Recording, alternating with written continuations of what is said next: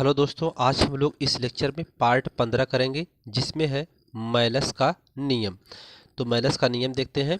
जब किसी पोलेराइड पर साधारण प्रकाश आपतित कराया जाता है तो पोलेराइड से निर्गत प्रकाश समतल ध्रुवित हो जाता है एवं निर्गत प्रकाश की तीव्रता प्रकाशित अक्ष एवं वैद्युत वेक्टर के बीच के कोण के कोज्या के वर्ग के अनुक्रमानुपाती होती है, अर्थात आई अनुक्रमानुपाती कास स्क्वायर थीटा होता है। तो यहाँ पर सबसे पहले इस फिगर को देखते हैं। यहाँ पर ये जो देख रहे हैं प्रकाशित अक्ष रेखाएं हैं, अर्थात इन रेखाओं को प्रकाशित अक्ष रेखाएं कहा जाता है। इन रेखाओं को प्रकाशित अक्ष रेखाएं कहा जाता है। यहाँ पर ये आयाम है, इसका माध्यम है और ये समतल ध्रुवित प्रकाश दिखाया जा रहा है जो आई आँख यहाँ पर देख रही है। ये यहाँ पर ए कॉस थीटा और ये साइन थीटा दो घटक में यहाँ पर इसको वियोजित किया गया है। यह आपका अध्रुवित प्रकाश या साधारण प्रकाश जिसे आई नॉट से प्रदर्शित करते हैं। ठीक है, तो पोलराइड पर साधारण प्रकाश, पोलराइड पर साधारण प्रकाश प्रकाशित कराया जा रहा है। ये साधारण प्रकाश है जो पोलराइड पर, ये पोलराइड है तो पोलराइड पर साधारण प्रकाश को प्रकाशित कराया जा रहा है। जब प्रकाश पोलराइड से होकर गुजरता है तब निर्गत प्रकाश समतल ध्रुवित प्रकाश हो जाता है। तब पोलराइड से निकलने वाला जो प्रकाश होता है वह समतल ध्रुवित प्रकाश हो जाता है। ठीक है, तो इसमें साधारण प्रकाश में इसमें आई जो यहाँ पर आई नॉट है ये क्या है, साधारण प्रकाश है। आई क्या है, निर्गत प्रकाश है यहाँ पर, जिसे अपवर्तित प्रकाश भी कहते हैं। ठीक है, और इसे आपतित प्रकाश कहते हैं। साधारण प्रकाश को और या अध्रुवित प्रकाश को आपतित प्रकाश, जिसे हम आई नॉट से यहाँ पर आई जीरो से प्रदर्शित किया गया है, और निर्गत प्रकाश आई से प्रदर्शित किया गया है जिसे हम अपवर्तित प्रकाश कहते हैं। ठीक है, तो इसकी उत्पत्ति को देखते हैं। इसकी उत्पत्ति क्या है। उत्पत्ति में अब हम लोग यहाँ पर जो आपको आई स्क्वायर बताया गया कि यह क्या होता है कि उनके जो बीच का कोण होता है कोज्या, अर्थात आई क्या होता है, इसके कास स्क्वायर थीटा के वर्ग के अनुपाती होता है।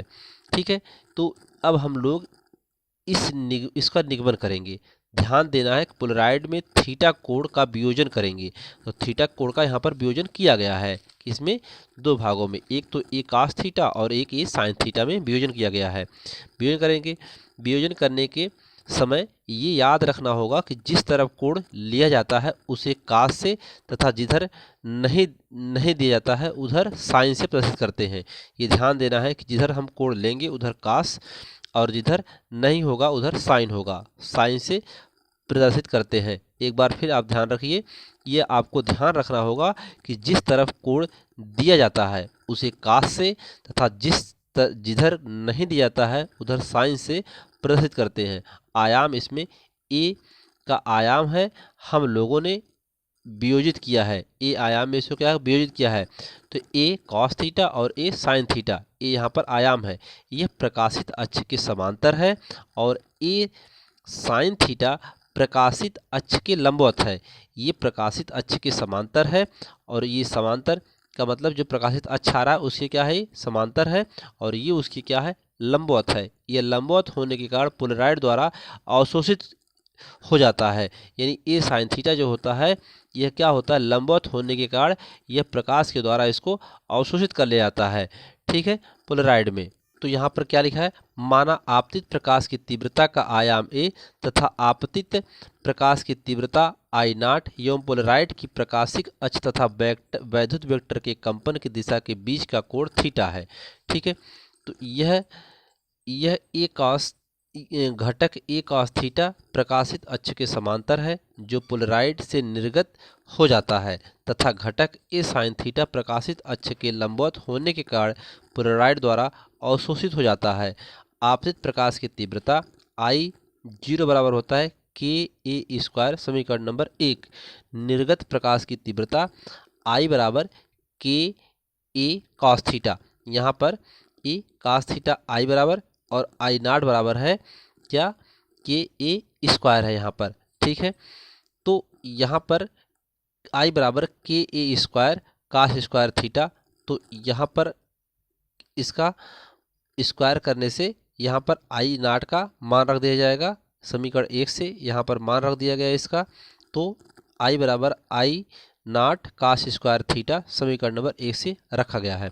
तो हमें आई समानुपाती कास स्क्वायर थीटा, जहाँ आई नाट यहाँ पर क्या है, नियतांक है जो माना गया है नियतांक, इसलिए इससे क्या हो जाएगा, अनुपाती हो जाता है। तो इससे हमें दो की कंडीशंस, दो केस, दो स्थितियां उत्पन्न होती हैं।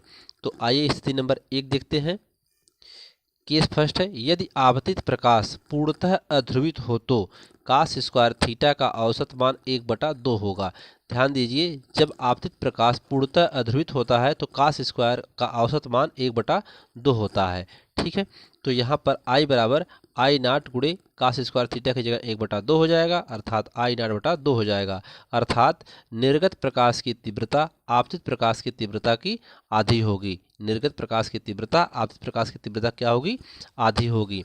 और कंडीशन नंबर 2 है, यदि दो पोलराइड क्रासित स्थिति में हो तो थीटा बराबर 90 डिग्री होगा। जब ये क्रासित अर्थात लंबवत होंगे तो वे एक दूसरे के लंबवत होने के कारण वह क्या हो जाएंगे, अर्थात इस स्थिति में, कहने का मतलब यहाँ पर इस स्थिति में जब होंगे, क्रासित अवस्था में होंगे, तब जा करके ये थीटा बराबर 90 डिग्री हो जाएगा। तो आई बराबर आई नाट कास स्क्वायर थीटा, तो यहाँ पर कास स्क्वायर थीटा की जगह 90 डिग्री हो जाएगा। इसका कास 90 डिग्री का मान होता है 0, तो यहाँ पर आई नाट इज इक्वल टू 0, अर्थात आई बराबर 0। अर्थात जब दो पोलराइड क्रॉस की स्थिति में होते हैं तो उस समय निर्गत प्रकाश की तीव्रता 0 होगी।